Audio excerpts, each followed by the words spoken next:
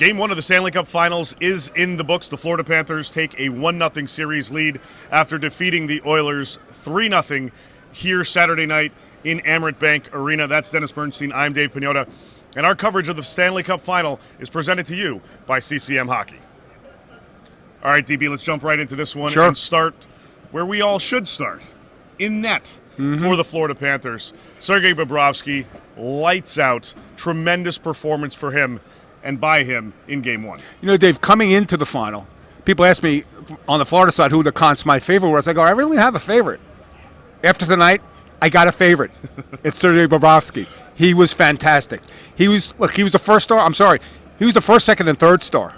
Sure, Evan Rodriguez scored, Carter Verhaeghe scored, but it was all about Bob tonight. What a massive performance, and they really needed tonight because the Edmonton Oilers played a game, and I said this to you after the game was over, Dave.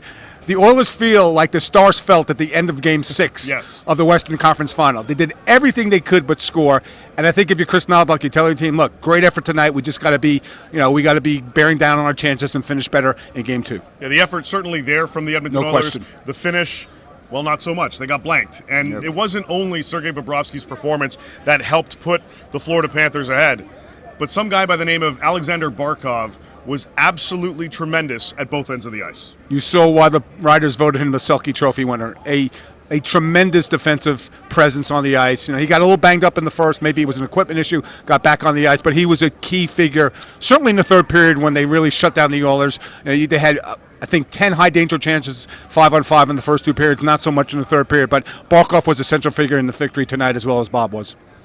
We talked about effort on Edmonton's side.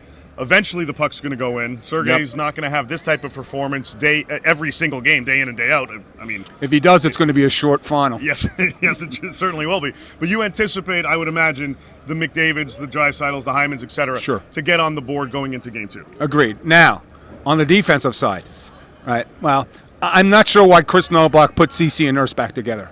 Right. And look, the first goal really wasn't their fault. There was some lazy back-checking by McDavid and Hyman, so that was the second goal, inexcusable. Yeah. One forecheck, the puck's in the back end of that, and I think Knoblauch's got to break up these guys. And the challenge for Edmonton is, they have, look, a great top pair. Kulak's been great, but the other three defensemen haven't been serviceable. But they've gotten this far with this defensive unit. They're not going to make too many changes, but I got to think that Ceci and Nurse will be broken up for Game 2.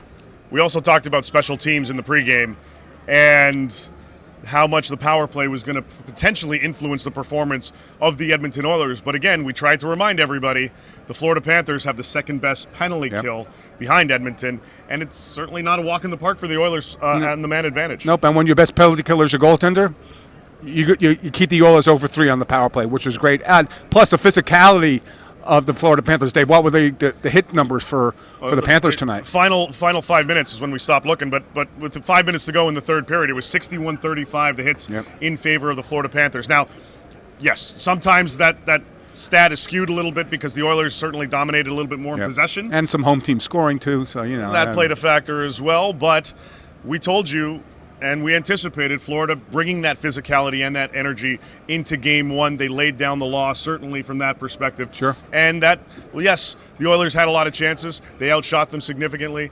But I think a lot of this was part of Florida's game plan to see exactly what the Oilers are going to bring to the table. And they wanted to influence the game as much as they could from a physical perspective. And Dave, Florida is not a great offensive team. Like when you watch them, most of their wins have been one-goal wins. Mm-hmm. Tonight wasn't one, but they played it like a one-goal game. They when they had to, they got big saves from the goaltender. And like I said, in the third period, they really controlled the action, limited the chances, and then wound up winning Game 1. We told you to take the under. Hope you listened. Game 2 comes here in Sunrise on Monday at 8 o'clock Eastern. That's Dennis Bernstein. I'm Dave Pagnotta. Check back with us tomorrow for more coverage of the Stanley Cup Final presented by CCM Hockey.